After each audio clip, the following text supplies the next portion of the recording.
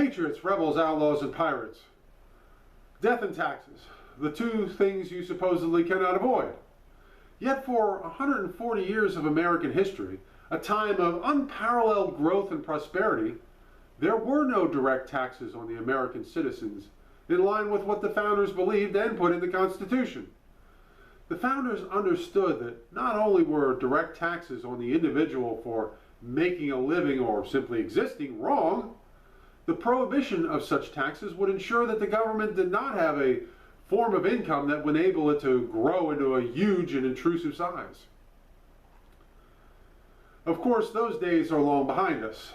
Founded on the idea that taxation without representation was evil, that taxing labor was immoral, and that burdensome taxes and burdensome and tyrannical government go hand in hand, we have become that which we rebelled against 2.5 centuries ago.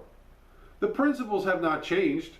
All those things are still immoral and evil, yet we willingly, however reluctantly, participate in perpetuating this nefarious scheme to rape us of all our wealth. Now, old King Joe has not been shy about requiring more of your money and wealth for all his corrupt friends and the denizens of the swamp. Just an aside, the last time a Democrat candidate ran on a platform of raising taxes, Walter Mondale lost in a landslide. Yet senile old Joe won. However, it will take a little time to actually increase tax rates on individuals and activities which the communists disapprove of. But how current taxes are being allocated and used is changing with the simple stroke of old King Joe's now well-worn pen. Let's look at two of them, which clearly violate the founders' vision for the limits and applications of taxation in America.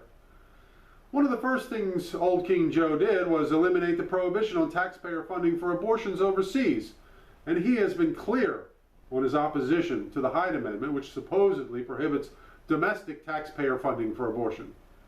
Now, most Americans oppose abortion on demand after the first trimester, and very few would voluntarily pay for a woman to kill her baby. Would you?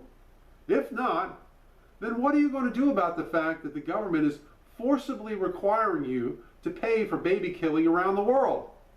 If abortion is murder to you, are you willing to continue to provide the contract fee for the assassin?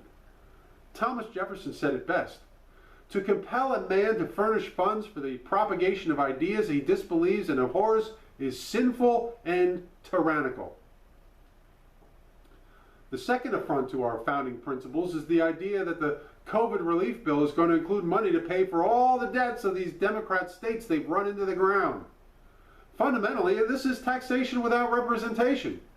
Now, I live in Florida, which has not remained locked down for months on end and has confiscated more tax revenue than expected and can pay its own bills. New York, Illinois, California, and other Democrat-run states have spent their states into bankruptcy.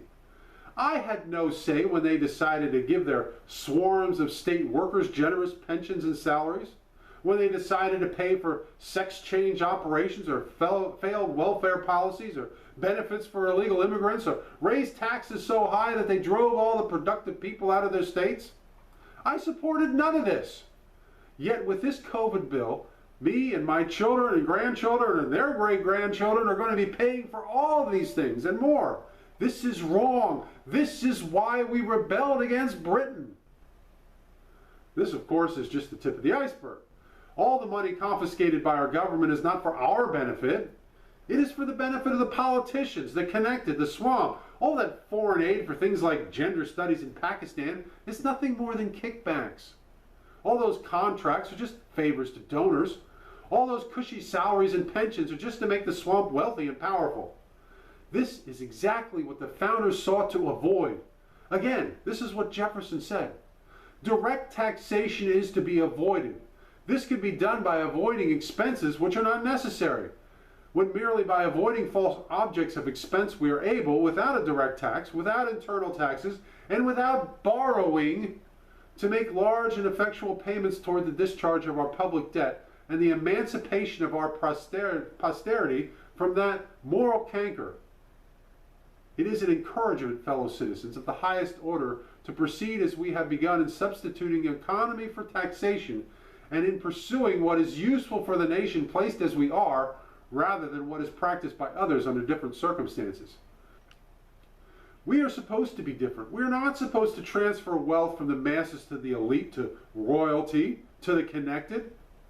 And we held that line for over a century. Today, that line has been obliterated. And we spend half our working life paying for the lives of others or for taking their lives. It's wrong. It's immoral. And we should not do it. All we're doing is supporting immorality. And we are doing it voluntarily, however reluctantly, handing over our hard-earned money to the looters and the extortionists. It's time to stop. It's time to revolt. Do you have enough courage in your convictions to stop paying for all this evil?